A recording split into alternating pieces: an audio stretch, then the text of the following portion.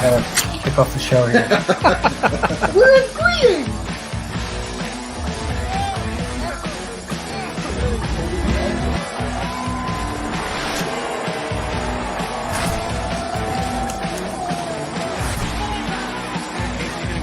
So cleaned up.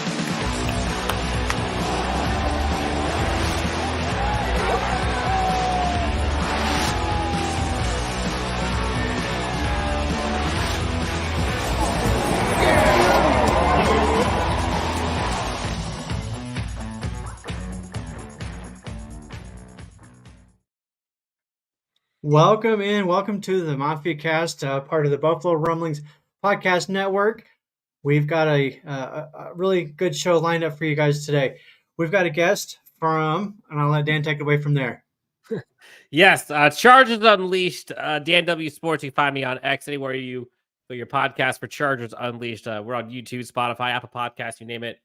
Cover the Chargers all week. It's been a crazy season for the Chargers, not nearly as good as it's been for the Bills. So grateful to be on here talking some Saturday night primetime football with you gentlemen. Yeah, it's going to be a good time. Mike, Casey, how you guys doing? I'm doing good. I just gave you a follow, Dan, but I just had some barbell chicken wings left over from Saturday, but that's how good they are. They're still good. So I had to get a quick little snack in before the show. Yeah, I don't get that privilege. I like race home from work to get here on time, but I made it. Yeah. So we're going to talk some Chargers and Bills. We're also going to kind of I want to talk about the AFC as a whole. But, Dan, I do have some questions for you, and I've been waiting to ask you this all day.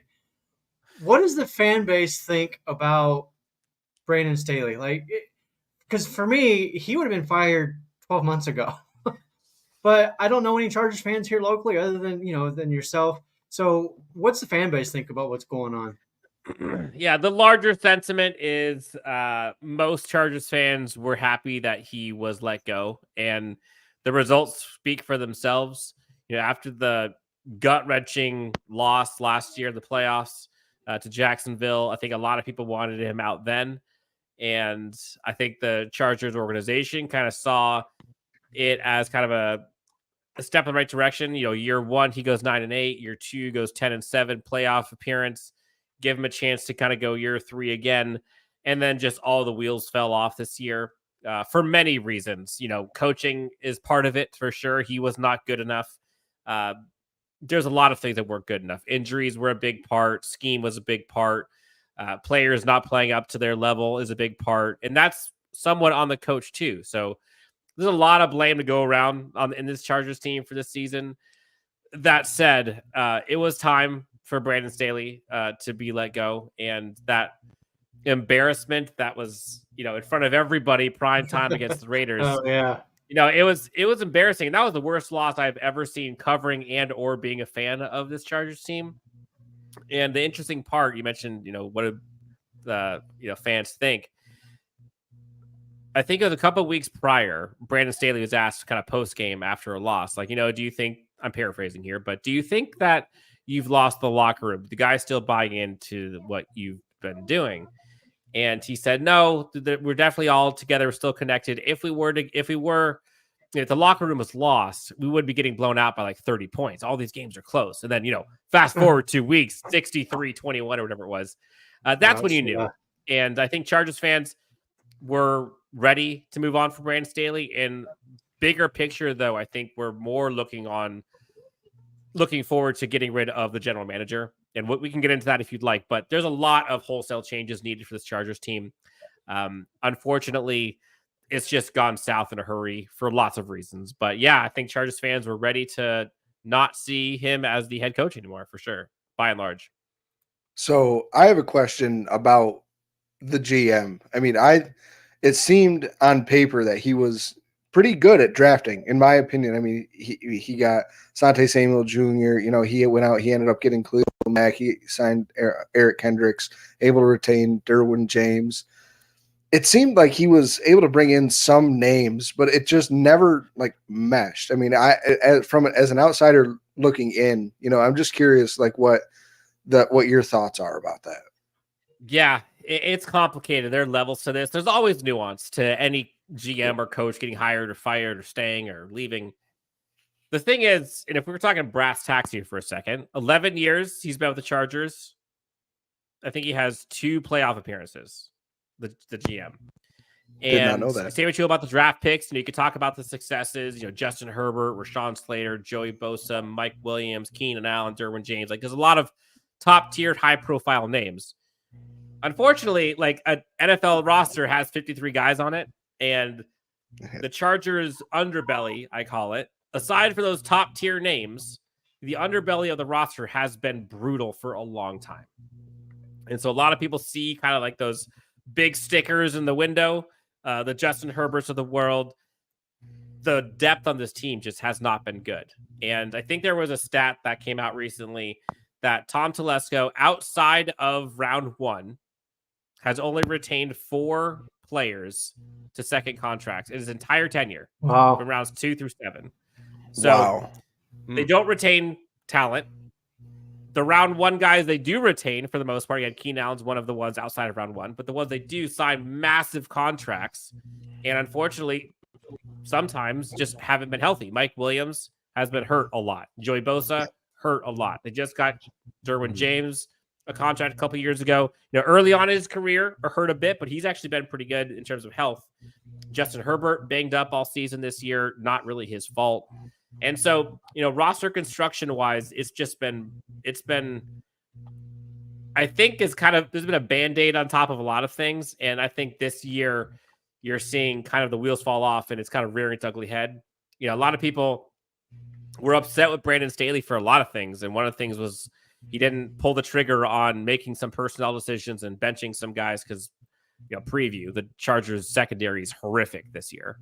And unfortunately, the rebuttal to that is like, who's walking through that door? Like, who are you going to sub out Mike Davis or Asante Samuel Jr. for? Like, literally, it's 6th, 7th round draft picks from last year, UDFAs and waiver wire guys. Like, that's it.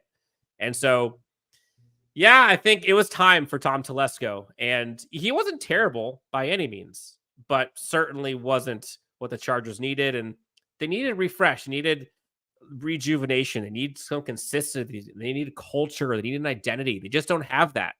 And when you have a franchise quarterback like Justin Herbert, like, that's unacceptable. Yeah. And so, new vision. They said it. Dean Spanos, the chairman, kind of put that out there when they fired both the GM and the head coach. They need a new vision, and now that starts. That's kind of exciting for the future, though, right? Totally. And honestly, we just had a show earlier in the week, and I think Chargers fans are kind of down bad. It's been a rough season. Like, this has been the roughest season I've ever had covering this team, because the expectations and just the ways that they've lost has been so gut-wrenching. Everything's been close until the end here this past game. Yeah. But there's a consistent standard there where they've lost these games the same way every time, which we can get into. But yes, it is a little invigorating. I told my co-host, like, honestly, I feel kind of good right now. We finally have some hope. We can get into the coaching and GM, who the candidates are. We can get a good draft pick. We'll see.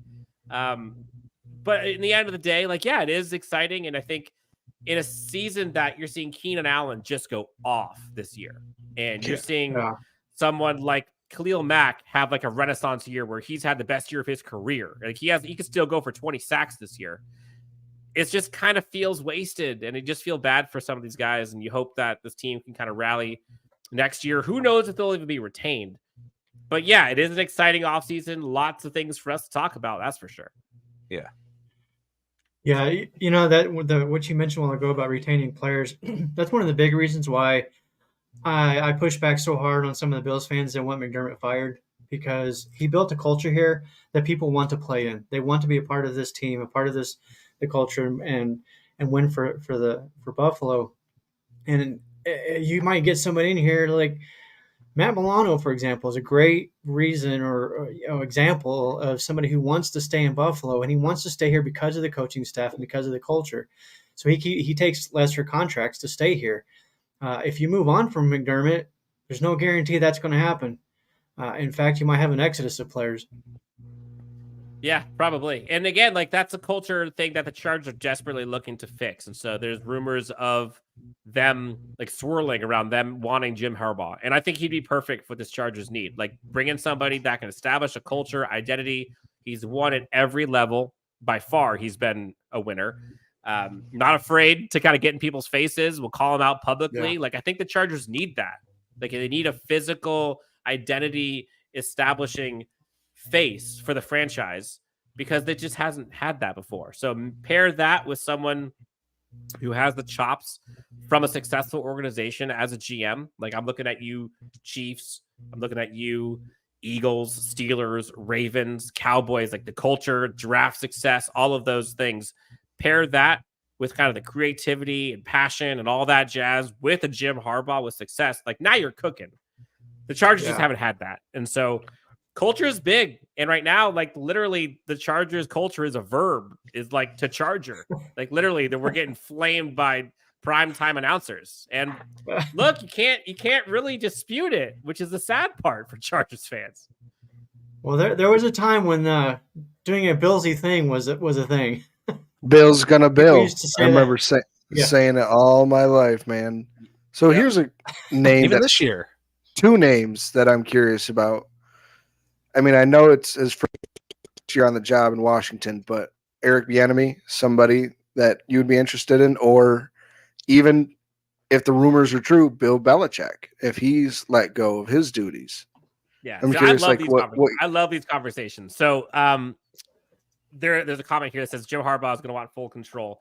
Not full control. He'll want more control, sure, but not full control. Bill Belichick, on the other hand, full control. And we were seeing, I'll answer your question. I would love Bill Belichick if he was just the coach. But Bill Belichick, the GM, is awful. Like, go look at what's going on in New England right now. Like, terrible. So, no part of that. So, do I expect Bill Belichick to come in here and get a demotion and just be a head coach? No. So, no, for that reason, I'll go Shark Tank mode. I'm out. Jim Harbaugh, I do think would be great. And does he want control? Probably. That much control? No, I don't think he wants to be GM. Does he want say and possibly who the GM is? Would like a seat at the table for some of those GM decisions that they make? Maybe. But in fairness, like that's what the Chargers franchise needs. You look at Bills, look at some of these successful organizations. You have GM, coach, staff, chairman, all of them on a string with the players, and you collaborate. You succeed through groupthink. And unfortunately, that just hasn't been how the Chargers work, in my opinion. And so I kind of like that. And so, yeah, Jim Harbaugh's probably the guy. Bill Belichick I'd take as a head coach only. There's a couple other guys. Ben Johnson is another one that I think the Chargers fans would like. But, you know, as any NFL franchise, no matter what decision there is, especially big ones, no matter who anyone picks, half the fan base is excited, half the fan base is pissed, half of them will be right, half will be wrong. And that's kind of the glory of it. And you know, there was rumors today even about Ben Johnson wanting like 15 plus million, and that quickly got dismissed by Ben Johnson's agent a couple hours later, who basically quote tweeted some of the rumors and was basically like, per source, I'm paraphrasing, that's not true. So straight from the horse's mouth. So we're in lying season right now. Everyone's trying to negotiate. Everyone's trying to get their guys and put themselves in position. And that's where Chargers fans are at this point. But fortunately for Bills fans, like you guys still got a season ahead of you. And as a Chargers side of things, like I'm rooting for Bills fans. I'm rooting for Bills Mafia. Like, go get your chip. Go beat Mahomes. Like, please take the AFC. Like, gladly watch you win. I want people through tables all through the postseason. That's what I'm looking for. Amen. Yeah. It seems like kind of like our teams that we've never won a ring. You always root for that guy. I remember when the Eagles won their ring, my best friend is a diehard Eagles fan his whole life. And I texted him, I said, from one diehard fan of a team that's never won to another, like I can't imagine the feelings you have right now. And I'm very genuinely happy for you. Cause like it even to a fan, it feels like the weight is lifted off your shoulders. So it's Totally. always cool to root for another team when you know yours is out. And you can just one of my hope best the friends is best. a Bills fan, and I'm so rooting for him every year, every week. And I remember vividly sitting in my car, and whatever it was, 16 seconds left, and I was with my wife, and we were just finished eating, and I was talking to my wife. I'm like, "Oh my gosh, the Bills are finally going to beat Mahomes! I'm so excited!" And then I'm not watching it, literally watching like the stat thing on my phone, and so like 13 seconds and whatever it was, 25-yard gain. I'm like, "You've got to be kidding me!" Yeah. And then like little, so yeah, Yeah. please revenge season all day. I think it's We're coming. definitely there's one team that I think will it's not root for to ever win the Super Bowl, and that's the Bengals. Sorry, Cincinnati fans, but I'm never rooting for the Bengals again. I actually liked them back in the days of like Boomer Esiason and even pre-Burrow and Chase and all those guys. But since this little, I guess maybe you can call it rivalry between the Bills and Yeah. Bengals as of late, the last year and a half. But yeah, I can't. They stand did get us Bengals in the at this point. playoffs, though. We were definitely rooting for I them. liked them then. Yeah. Right? Yeah. All right. There's one more guy that I do have to ask you about, though, Dan, and that's a guy that I personally, I'm not like somebody I've followed his career since he came here to Boise State as a quarterback, winningest quarterback in college football history. We knew even then he was going to go on to be a coach. What do the fans think about what he's been able to do with this offense, or maybe not been able to do with the offense? And would they be happy to maybe see him get promoted to the head coaching position? So, man, Kellen Moore has been such an enigma this season, and there's so many questions because I think Chargers fans, and honestly, nationally, everyone except maybe Dallas was unanimously excited for Kellen Moore coming to the Chargers and fixing this team, given his success at every level and his creativity and his kind of blend of modern and different types of offenses and kind of how successful Dallas was. This season has just been a train wreck, honestly. And there's been things that have looked really good for Kellen Moore. And some of the creative play designs, that's what Chargers fans were so excited about. But then when you see like the lack of success in the running game, which we'll talk about, Austin Eckler has had a terrible year. Some of it due to injury, but some of it is because blocking has been absolutely dreadful, and specifically blocking on the edges. So like tight ends, running back blocking for both pass and run blocks. The tackles haven't necessarily been the issue. It's just been like when they're overloaded, Kellen Moore and offense have not adjusted to that. And that's how they've lost so many games, is when the opposing defenses go cover zero or mass blitz, and Justin Herbert just sits there and gets rocked because not enough guys are there to block. And it's literally, go back and watch every one of the Chargers losses, aside from maybe two. Obviously the Raiders one. But almost every single other one was that scenario, and it's incredibly frustrating, at least on the offensive side.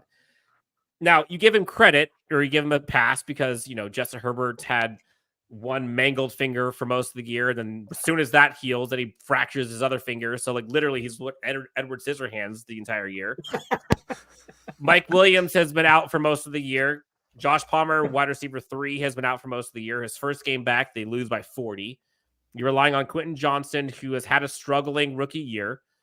While they haven't been feeding him and giving him chances to succeed, the opportunities he has had, he hasn't been able to cash in. He's had some drop issues. The running game has been awful. It doesn't matter who the running back is, which leads me to believe it's not just a running back problem. And I mentioned before, kind of the way that opposing defenses come in is just, it's leaky. And so do the Chargers fans want to see him as the head coach? I think prior to this year, unanimously, it was like, hey, if Brandon Staley fails, we got the head coach in waiting. But now when you have, like, going into the Raiders game, the Chargers offense and defense were averaging the same amount of points. And when you have Justin Herbert as your quarterback, I don't care who he's throwing to. Like, it's got to be better than that. And you look at Justin Herbert, and let's just say Keenan Allen. Let's say that's the only guy worth noting. Go look at what the Chiefs are doing with literally no receivers. And they'll tell you how kind of demoralizing it's been this season. So as much as everyone wants to flame the Chargers defense, and deservedly so for many reasons, there's a lot of things they've done poorly. One of the things they haven't done poorly, by the way, is rush the quarterback. But the offense hasn't been anything to write home about either. And so at this point, I think more Chargers fans would rather him not be the head coach than the head coach.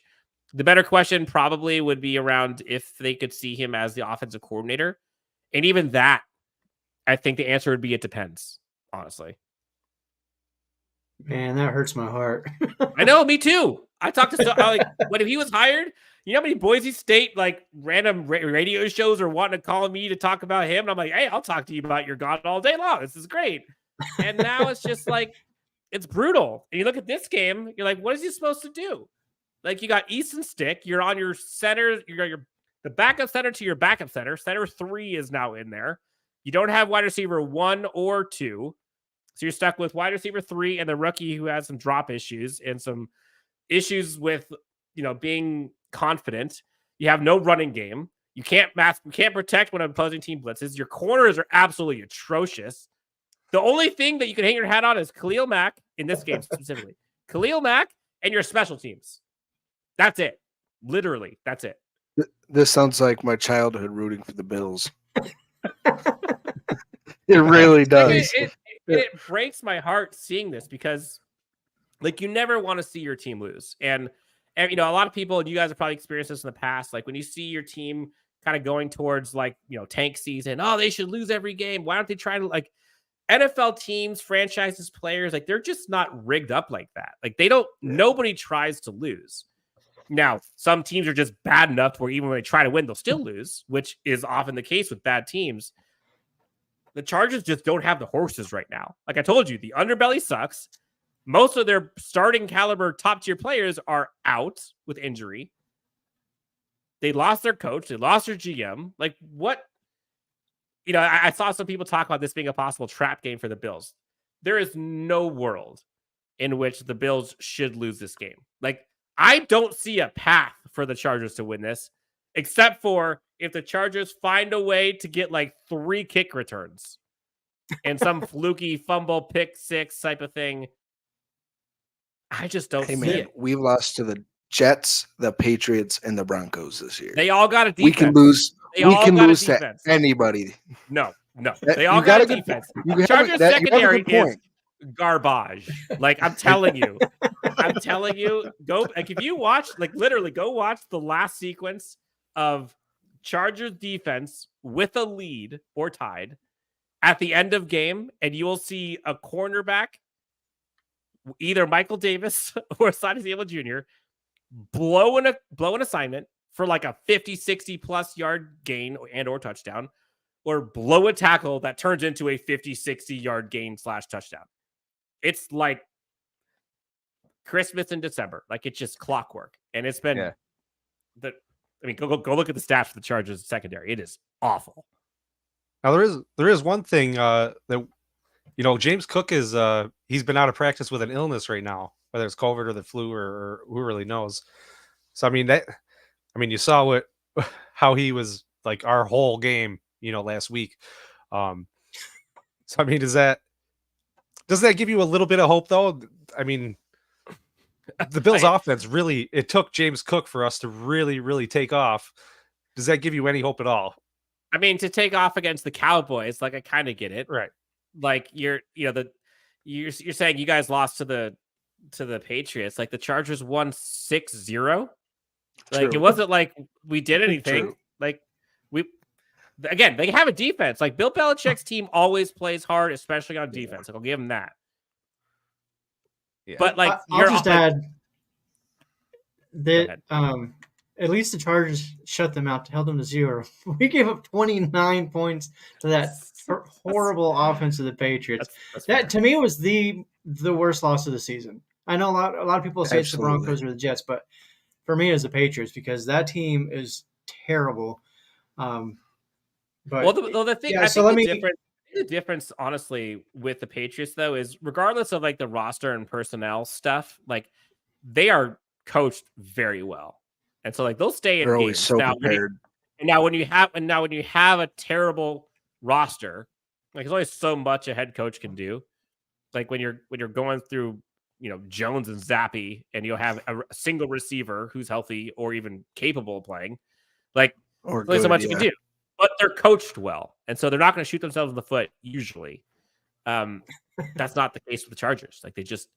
It's a combination of either the scheme being too complicated, not coaching correctly at the end of games, or just not having the guys. It's all three. Yeah, we heard So the speaking of, complicated scheme was an issue before Ken Dorsey got let go. But I have one more Yeah. question before we move on. What I don't understand this whole JC Jackson thing. What is this entire saga? I like you guys lured him away from New England with a monster contract, and then Yep. he got traded back to New England this year for what? Nothing. What was it, like a 5th round pick or something like I don't think that? it was that. I think it was like a 7th. It was not. It was like nothing. So was it just to get him off the books? Like, was he playing Yeah. that poorly? Yes, in short, yes.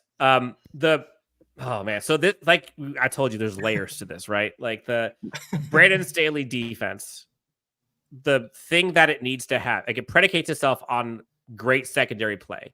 In order to have great secondary play, you have to have great secondary players.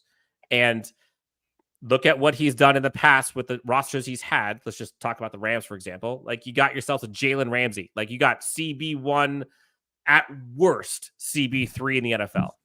Yeah. The Chargers cornerbacks have been terrible. Now, it could be because the scheme's too complicated. I don't know. That's why they brought JC Jackson in. JC Jackson, I'll keep it respectful. Like JC Jackson had a horrific injury when he first got here. Yeah. Like horrific. And busted his tail to get back on the field. And everyone was very excited for him. And that comeback was real. And you saw him grinding through the offseason. Like it was impressive. Then he comes back and he just is like, he's not good. And I don't know if it's a situation where like the money gets to him, he stops trying, he gets in his head, whatever. But then he basically gave up on the team. Go back to week 1. Oh gosh. Week 1, Chargers playing the Dolphins. Chargers, I think, were up 3 going into half with like 5 seconds left. And Tua throws up a duck prayer, goes nowhere. JC Jackson inexplicably just pushes the defender or the receiver to the ground on like the 20 and it gives them a free 3 points at halftime. Long story short, they lose. So he gets benched, and then he gets benched, and then one of the Chargers cornerbacks gets hurt in a following game, and JC Jackson refuses to go in and basically forces his teammate to go play injured. And then he gets traded to New England after basically they said like enough's enough. And I think he's gotten benched or sent home in New England because I think there's reported some mental health issues, which I hope he gets taken care of. But like that contract crippled this Chargers team. 1, you don't have your cornerback, 1 that you thought you had. 2, you're out dead cap like crazy. Like I think they owe him like 15-20 million in dead cap next year. He's not on the team. Like it's brutal. And so Chargers, I think, are second worst in dead cap next year. And so you're going to see big guys, big contracts not on this team. JC Jackson's still being paid. One of Mike Williams or Keenan Allen's probably not going to be there.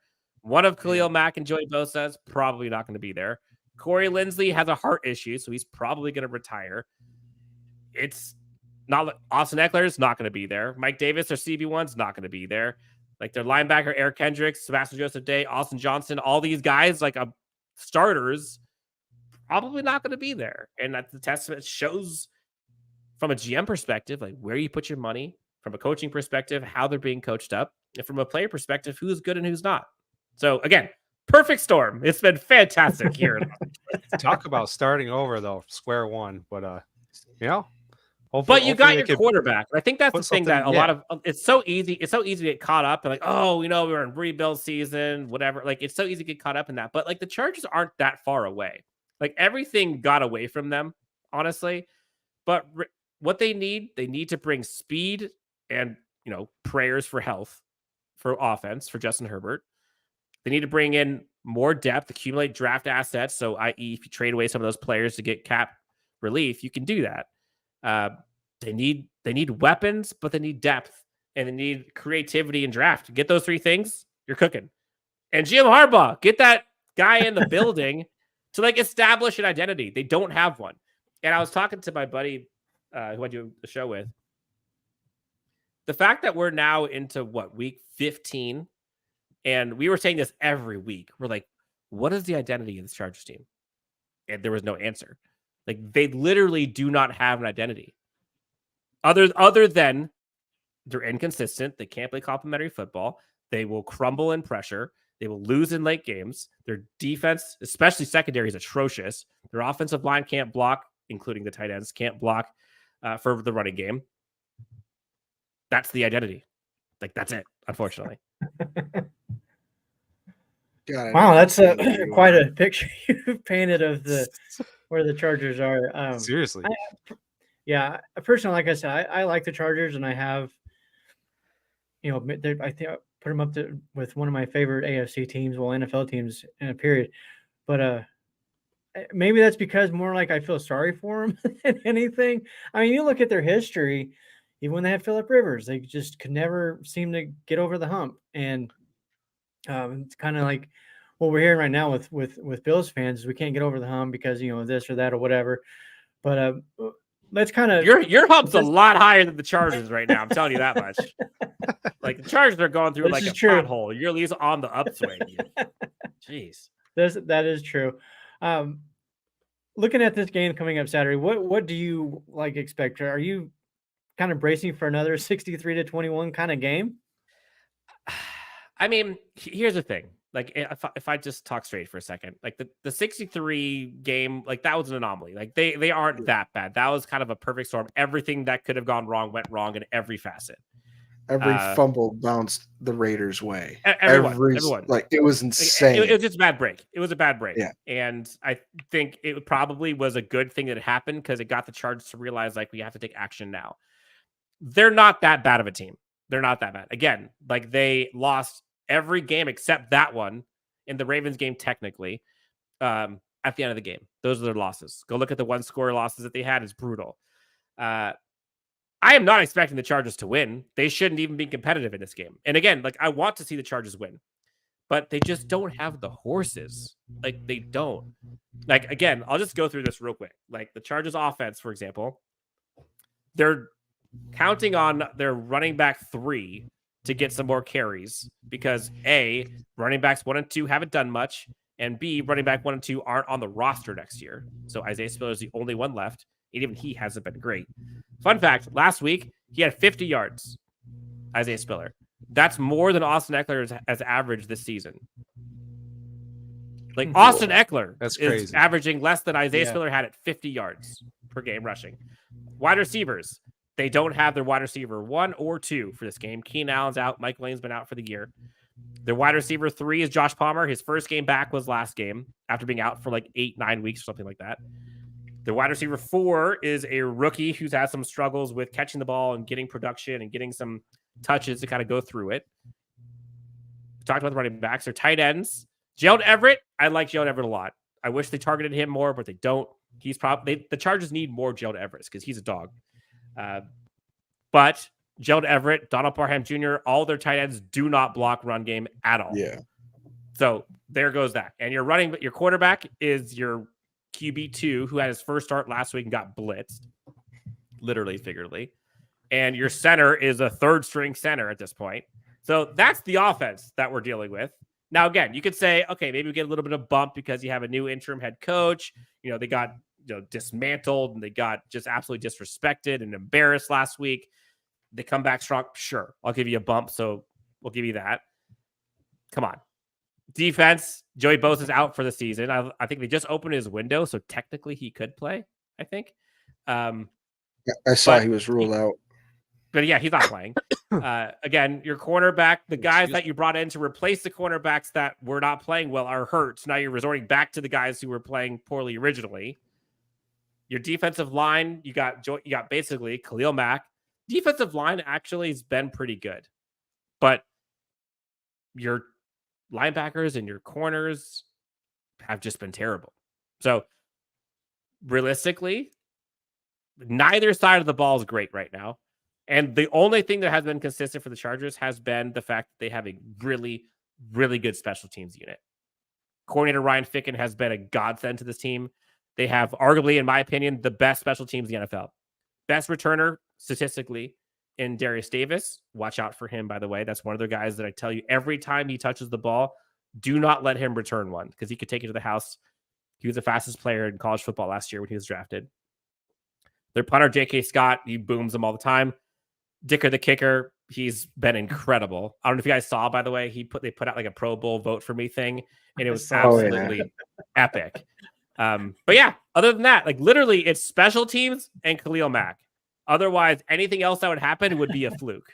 Like it could happen, sure. But like I'm torn. I want to see the Chargers win because I think for rookies and younger guys, like I think winning is a bigger valuable asset than losing and having a higher draft pick. Like you need confidence, you need reps, you need to be able to have some of these things to hang your hat on. If you get that, but you drop down 2 spots in the NFL draft next year, who cares? I'd rather have a wide receiver who's pumped up because he just had 2 game-winning touchdown drives. Like, take that. I want that. But also, I'd also like a high draft pick. And I'd love to see them, lose at the end, but have great games. That'd be fantastic. But yeah, it's unfortunate because this game was supposed to be such like a blockbuster. Oh, and man. Going into the season, this was like the premier game for the Chargers, prime time. And now it's just kind of like, get it over with. Can you just make this happen? Like, come on. We're so close. You know how disappointed Peacock's got to be right now? They were like, oh yeah, we got this awesome game. Now they're like, Easton Stick, really? But that's been honestly, I've never seen an NFL season with this many injuries to quarterbacks. Oh, yeah. With like backup quarterbacks in meaningful games. Yeah, look at the AFC playoff picture right now. It is a disaster. And so that's why like we're really hoping Bills get it's basically what Josh Allen, Patrick Mahomes, and Lamar Jackson, and then the rest are just like who? Yeah. We really quick. We actually have quite a few people watching right now. I just want to give everybody a shout out. We appreciate you. Again, you're listening to the Mafia Cast. We are part of the Buffalo Rumblings Podcast Network, and we've got about 3 minutes here. So one of the things that we do on the Mafia Cast, we do it for the end. But before we let you go, Dan, we have to get your score prediction. And just FYI, you will end up on TikTok as a result of it. So just here's preparation for that. This is your waiver. Okay. No, honestly, look, the Chargers season has been a disaster in many reasons, in many ways. And the Chargers are at home and you think they're going to get a bump from the head coach and the staff and what happened last week. But I want to sit here and say like, oh, the Chargers are going to get this miraculous upset. Like the 13-point underdogs for a reason, right? I just don't see it. And I'm usually the optimist in my neck of the woods over here. So unfortunately, I think I have the Chargers losing this one. Probably 31-17 is probably my score. I don't see the Chargers defense being able to stop Josh Allen through the air or on the ground for that matter. And I don't see the Chargers offense being able to hang with a Bills offense either through Stephon Diggs or if it's James Cook or if it's Gabe Davis or if it's the water boy. I don't care. Like, I just don't see it happening. So 31-17, Chargers lose. Only way they win is if you guys, being the Bills, have crazy bad luck with turnovers but you need to have that and special team scores for the Chargers. That's the only way I see it winning.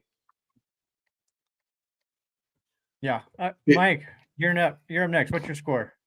I'm up next this time. All right. I'm going exact same score as last week against the Cowboys. 31-10 Bills. I can see that one. Casey, what do you got? I'm gonna go 34-13 Bills. 34-13. I will say it's been a while since we put up 40, so I'll say 41. 41-10. They get a late touchdown, kind of like Dallas did. You've been waiting for us to score 40 for a while now. It's been a while, yeah, and I'm going to be right one of these days. Every time one of us predicts a blowout, we have lost that football game. Man, something's going to give this week. I'm telling you, this is a week where both Bills Mafia and Chargers fans are generally in agreement that they want the Bills to win. That's what the season has turned into for the Chargers. So I hope for your sake that you are correct, and lots of Chargers fans will also be happy if you guys end up getting the W. And again, Chargers fans, for the most part, I don't want to speak for everybody, but I think they'd be pleasantly surprised and very happy to see the Bills and anyone else for that matter dethrone the Kansas City Chiefs. And this is the year to do it. This is the year to do it. So go get them. Absolutely. For sure. Really quick, just let everybody know once again where they can find you, Dan. Yeah, thank you guys again for having me. This has been fun. You can find me on X at Dan W Sports. LAC_Unleashed is where you find us on X, or you can find Chargers Unleashed anywhere you get your podcasts, Apple, Spotify, you name it. YouTube, we're there. We're doing a whole bunch of different content now. We're already into like GM candidates and NFL draft prospects and head coaching stuff. We're huge in the NFL draft in the offseason. So if you guys have questions about, who are the top quarterbacks for you guys, you don't care about that. So the top corners, receivers, interior defensive line, you name it. We'll have you guys covered for that. So yeah, Chargers Unleashed. You can find all things Chargers NFL draft content here in the coming months. Awesome. Thank you, Dan. We appreciate you coming on here. It's been a lot of fun. Yeah, thanks. It's a pleasure. Hey, guys, it's been so much fun. Best of luck this Sunday, the rest of the season, and go get the AFC Championship trophy, all right? We're going to try it. Thanks. All right, see you guys. See ya. Man, I got to say, I didn't realize the Chargers were in that much of a mess. Holy crap. Oh, my God. It was really like you said, a dream. Like I was deja vu going back to my childhood. I was like, this is what I understand. I understand his point of view way more, and I'm way more comfortable with his point of view than I am from ours, because like I'm still not used to winning. And like that's why this season you and I argued back and forth last year that like you're like, you shouldn't have this tough a skin, losing should bother you more. And but it doesn't. Like my childhood grew me that thick skin. So I think this year, like I think that's one of the reasons why I haven't been as worried as a lot of fans have been. 'Cause I'm like, this is nothing. Like, do you not remember like 7 years ago? Like, are we that far? Are we that far gone? I mean, I know we've gone leaps and bounds, but like, my God, it can always get worse again, real quick. Even with a great quarterback, we say we have Josh Allen. We always have a chance.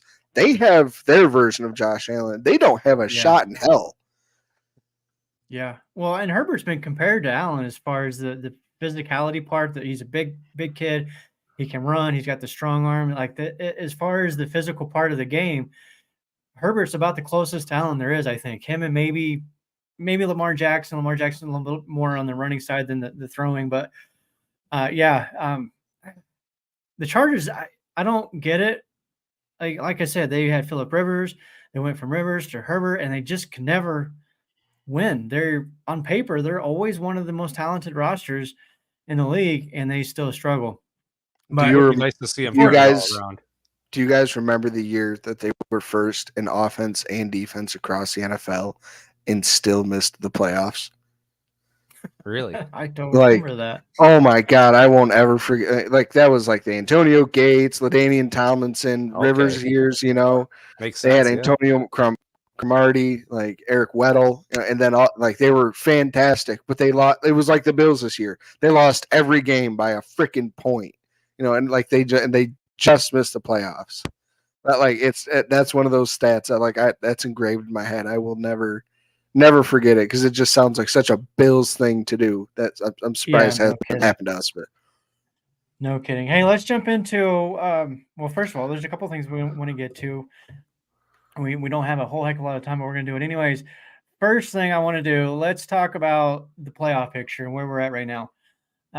Last week, a lot of fans are saying we didn't get any help when we actually did. We moved up a couple of spots. We didn't get as much help as maybe we wanted to. But going into this weekend, I don't know the numbers as far as the percentages and all of that. I know we went out, we're in, right? But which of these, I know that I believe Cleveland's playing Houston, I think, and then Cincinnati and Indianapolis. I don't remember who they're playing, but there is a chance that all three of those teams can lose: Houston, Cincinnati, and Indianapolis. I believe Bengals are playing Steelers. Pittsburgh. Who? Bengals are playing Steelers. Okay. Bengals, Steelers, and I think the Colts are Atlanta. Bengals aren't going to lose. So I think Cincinnati and Indianapolis are both going to win. And that's certainly possible. The one thing, so Atlanta is capable of winning that game. Cincinnati has Depends. no Jamar Chase. Wait, what? True. Since what? What? What did I miss? Yeah. Well, no, Jamar he went Chase is out out. last game, so I didn't know he was still out, but I remember him going No, out last game. yeah, it was just came out today. He has been ruled out for this game. That's big. Oh, yeah, I did not know that. I did not So- know that. In a perfect world, Buffalo could be sitting in the 6th seed by Sunday night. Yeah. That's I mean, eh, well, yeah. now we got to start looking at who owns the tiebreaker between Buffalo and Cleveland. Cleveland, I believe, is 6-3 in conference, so Oh. they're a couple of games Sm- up on us in that way. Smoking So I think us. at this point for me, Cleveland, just keep doing your thing, just keep rolling. Make sure Cincinnati stays behind us, and that's kind of where I'm at. And in this case with Houston as well, beat Houston, push them down. And CJ Stroud is out again this week. I don't know about Nico Collins. We know Tank Dell is out for the season. I haven't heard anything on Collins yet, but I don't see Houston beating Cleveland. So that's at least one. We just got to get Cincinnati or Indianapolis to lose, and we're in that top 7. Right. I'll ask you guys a question. Do you think that's feasible, though, this weekend? Casey, you just said you don't think those 2 of those 3 at least are going to lose. Does it Jamar Chase change your mind, though? I mean, Pittsburgh. Sorry, my buddy Mike and Dave, but Pittsburgh's just so damn bad right now. I mean, They've got they don't. talent. They don't. But they're not Woo! doing Everybody in the NFL is talented. Trubisky is a shell of what he used to be. I mean, we all loved He's him not- here in Buffalo. Mitch know, I isn't mean, playing. He's not. Oh, that's right. They're starting. Rudolph. Yeah, Mitch Rudolph is getting the start. So Not that that's any better. still, that doesn't change my opinion at all. It's just A and B. I mean, Najee Harris. I mean, he fell off a cliff. And you look at Jalen Warren, an undrafted free agent, came in and stole his job and has ran with it figuratively and literally. I mean, obviously they have Pickens and Deontay Johnson, Pat Freiermuth, and their defense is always their defense. But I mean, they just have such a struggle putting up points, and we've seen Cincinnati with Browning be able to do that. We've all seen the tweets where is Joe Burrow a system quarterback, because we see Browning just, all right, just throw it up, get it to the playmakers. Yeah. And I mean, this will be a good litmus test for T. Higgins going into a contract offseason. How can he propel his team as the number 1 against a good Pittsburgh defense and keep them into the playoff contention? Because basically, if they lose, they're out. So, everybody here sitting here at 8-6, you lose, you're basically done for the season. So it's going to be really interesting, and I still think Cincinnati is going to win, and I do not trust the Falcons enough. I mean, I'm sorry, honey, if you can hear me on the other room. I know Falcons are starting Heineke this year, her favorite football player ever. I just don't think that their defense can stop Indianapolis's offense. So I think Houston's going to be the only loss we get this week. Yeah. And Jonathan Taylor, both Taylor and Michael Pittman practiced. So it sounds like they have cleared concussion protocol and they'll be a go, which is good for me as far as Pittman goes because I'm in my semifinals, fantasy football wise. So I need Pittman to put up some points. But I would rather the Colts lose. We'll see if that happens or not. The other one, this kind of goes along with the playoff picture. We're only 2 games behind the Dolphins. Mike, can we catch the Dolphins? Always. The Dolphins are always catchable, especially when we play them last week of the season. Will we catch the Dolphins is the question I want to hear from you two. So I got to look at the Dolphins schedule. Oh, and they before have, we the Dolphins have go ahead. The Cowboys this week, the Ravens next week, and then us. Yeah, I mean, those aren't easy games. I mean, we've seen what Miami can do, but those are definitely games that they could lose. They could lose all 3 of them. I mean, I'm not saying that's what's going to happen, but I do see the possibility I'll there. say it. That's what's going to happen. All right. Well, let's see it. I'm all for it. In all seriousness, this game this weekend against the Dallas Cowboys in Miami. So the narrative is the Cowboys can't win on the road. and Miami can't beat anybody good with winning True. records. So what gives in this game, do you guys think? Who's going to win that game? I think Miami is going to beat the Cowboys. They could. I really the Cowboys look really bad when we played them. They We- did. I mean, We Miami just kind of lay the blueprint for what Miami can do to them, and Miami can have a strong running game like we did. exactly. I mean, they have Mostert and A-Chain. You know, I mean, they've shown earlier in the season than we have how good they are. I mean, Mostert leads the league in rushing touchdowns. You know, he's passed Christian McCaffrey. He's at 20 for the year. You know, he's going to eclipse over 1,000 yards. A-Chain has played 8 games and has over 500 yards rushing. At one point, he was in the top 10 as well. You know, when he was healthy. So I mean, you couple that with Tyreek Hill, who I think they sat him last week because they saw this game coming up. They're like, we cannot lose any of these 3 games. So I think they sat him, just gave him a bye week to get healthy, leaned on Waddle a little bit. They played the Jets team that I think came in a little overconfident. You know, they coming off a big win the previous week, and they're like, oh, they're out without Tyreek Hill. This is our one chance to get him, and the Dolphins laid the smack on them, and they have a great defense. So, do we know if Hill's playing this weekend? I haven't seen anything.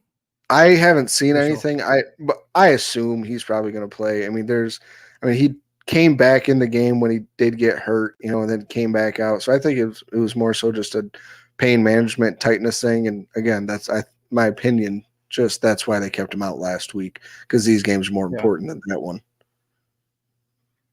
Yeah, I want to touch on what Roy here says. If Tyreek plays, I think they beat Dallas. Miami O-line is a little questionable, though. To me, that was the difference maker in the Bills game last weekend, was the offensive line. Mm-hmm. That offensive line played as well as I've seen any Bills offensive play in the last 20 years. That reminded me of what I watched back in the 90s and watched that offensive line just dominate people. I don't think the Dolphins have it up front to do that. That, to me, is going to be the difference. I think Micah Parsons is probably pretty ticked off that he got manhandled last week for the most part. I think he comes into that game hungry. I think the team as a whole is probably tired. Well, you can say the same thing with the Dolphins too, but tired of hearing the narrative, right? I think Dallas wins that game. I think the Ravens beat the Dolphins next week or the following weekend, and it all comes down to that week 18. I don't see Buffalo losing this week. I don't see them losing next week to the Patriots. I know we've already lost to them once. This is a completely different team, in my opinion, and it's all because of Joe Brady. And some of, I mean, you can put some of the credit to McDermott because he did make that decision. Like, we're done with you. I'm sorry, moving on. But what Brady has done, I'll tell you, I was wrong. I was like, no, we don't need to change offensive coordinators in the middle of the season, and I was completely wrong. I have no problem saying that because I love watching my team win more than I like being right. So, that's where I'm at. I think this game is going to come down to that last week of the season. So what we're kind of seeing here is there's like 2 different avenues where the Bills can get to the playoffs, and that's just getting ahead of the Dolphins. And then, of course, just trying to get into the wild card spot. So we mentioned earlier when we were talking the playoff picture, what the tiebreaker would be for Cleveland and Buffalo. And I'm looking at the stats right now, and right now Cleveland has a conference record of 6-3, where we are 4-5. So if that puts things in perspective a little bit, I think Cleveland is kind of solidifying their spot there. Yeah. They do have, winnable games the rest of the season. So I think we're not going to, I don't think we're going to be able to get ahead of Cleveland that way. But of course, the AFC East coming down, that might be the ideal situation there, instead of getting the wild card spot. So we're all, I don't know this week. How awesome would it be for, say we lose, one of these next 3 games and we're in as a wild card and we get booked with Miami week in the wild card round. How I would much rather have lose to them week 18 and then go down, and then in the 3rd game in Miami, just beat the dog snot out of them. All No, right. All right. it would like that would be way more pleasing to me. Be way more pleasing than Well, let me ask you this than even then. beating them at home. Yeah. You think 10-7 would be good enough to get in? To get in, yeah, I think 10-7 is enough. 9-8, no. I agree with what you said last night. Yeah, I don't think 9-8 would cut it. But let me throw this back up there because there's a lot of talk about the conference records, right? Well, Cincinnati has a worse conference record than we do. I believe they're 3-6, and then the Colts here, they are only a game ahead of us in the conference standings. So for that reason, I do agree. I think 10-7 would get us in. The only thing that makes it kind of, scary is the fact that it would be a conference loss because all three of these next three are conference opponents. Can we afford to lose another one and end up 6-6 at best in the conference tiebreak? I don't know. And Right. I certainly don't want to test that theory. Let's just win out and be done with it. Cincinnati could end up 9-8. I mean, they're playing Pittsburgh, Kansas City, and Cleveland. That's their last 3 games. So they could definitely lose 2 of them. Yeah, we'll definitely be rooting for KC at that point. Yeah, I think I agree with you, Mike. I think Cleveland is pretty much locked in and I think their schedule's pretty easy from here too. Yeah. Yeah. It's not that bad. Yeah, and I'm not sure what the Colts schedule looks like. I have no clue with them. I'm looking at Colts right now. They have Atlanta, Las Vegas Raiders, and Houston. So it's kind of interesting having Houston at the last game for them too. Stroud should probably be, I would imagine, will be back by then, and probably Nico Collins, assuming I would pick Houston to win that again. football game. You would or wouldn't? I would. So that would put. Yeah. So in my opinion, Houston's going to lose every football game until Stroud's back. So that puts them. So say they win week 18, that puts them at 9-7, puts Indy at 9-7. Like I mean, 9. Both of those teams at 9-8. You know, like that. If we lose one game, that still puts us ahead of both of them. Yeah, and Cleveland, I just want to say, has the Jets and Bengals for their final 2. So yeah. So here we go again. Cleveland, Cincinnati, they're all going to start killing each other. You know, that's why looking at this stuff, 6-7 weeks out is kind of irrelevant. You know, it's good to talk about. All right, this is where we stand and everything, but the last 3 weeks, everybody's going to kill each other. There's not going to be, nothing's going to be set in stone basically until week 18 when all right, if this happens, this is going to happen. And that's exactly the point I was making last week's show, that everybody was worried about the conference standing and the tiebreakers, but we still got 3-4 weeks to go at talking last week. Anything can change. We win these last games. We finish 7-5 in conference. I guarantee you that's going to be better. It's going to be better than Cincinnati. It'll probably be better than Indianapolis and Houston because you're right. They're going to be beating up on each other here. And I think Houston has another conference game coming up too against the Colts, I believe. Correct me if I'm wrong on that, but I think we're okay. I do think we went out personally. This is kind of what I was predicting ahead of time anyways, because like I said, since 2020, this is how they do. This is their MO. They struggle for whatever. They start out strong and on fire. It's like, oh, Super Bowl champs, piece of cake, we got this. And then they just fall off the cliff and win, lose. Everyone's like, oh, well, there goes the season. Fire McDermott. And then they go on a 4, 5, 6, 7 game winning streak. Happens every single year, and it has for the last 4 years now. The question is, can they continue that streak through the playoffs this time and get to that final game? I agree with what Dan said a while ago. This might be their best season competition-wise. KC is not who they were. Right. Baltimore, until Lamar Jackson proves it in the playoffs, I'm not confident in that. And the rest of the teams, they all have backups. Jake Browning. Except for Jacksonville. Flacco. Jacksonville and Miami are the only two, in my opinion, Jacksonville, Miami, Kansas City are the 3 most complete teams You know, I mean, the Ravens, you know, they're missing this guy, you know, they're down to their 78th running back just like every single year. But you know, Lamar can run it. Lamar can run. I mean, Odell's a shell of himself. I But mean, look at Bateman what hasn't McDermott and done his much. defenses have done Yeah. against Baltimore. You're right. He has 9-3. shut down Lamar Jackson the last 3 or 4 times that they've played them. So I'm not really too concerned about them. Roy, yeah, I agree. Casey's defense is legit. Something I was thinking about, I want to get you guys to take before we get out of here really quick. What we saw last week, I've got Josh Allen on a couple of my fantasy football teams. So for that reason, I want to see him sling it. But I almost kind of want to see this team do what they did last week, all the way through to the playoffs, and show the AFC, look, we can win either way, and force them to have to game plan either direction. Like, the more you can give them to have to game plan, the less they can, prep for that. So, but what do you guys think? Just hand it off. 100 yards for Allen, 2 touchdowns, and Cook gets another 166 yards. I don't care if we had to put Jordan Phillips in it running back. Like, whatever is working for that football game, just do it. You know, that like that. I mean, that. Do we call like it Fournette? Like Joe Brady said, Not like yet.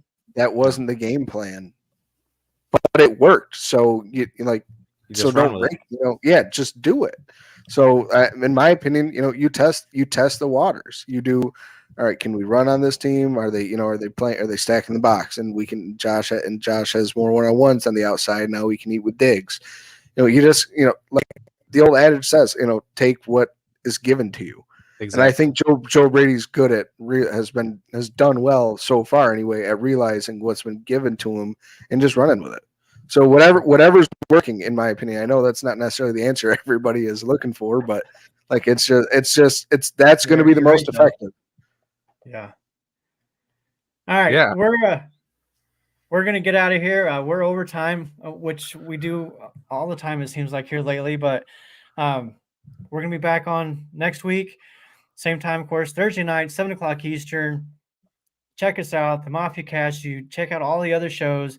There's some great content on the Buffalo Rumblings Podcast Network, and we will see you all, guys. I don't know what that was. We will see you guys all next week. Go Bills. Go Bills. Go Bills. Merry Christmas. Tell your friends.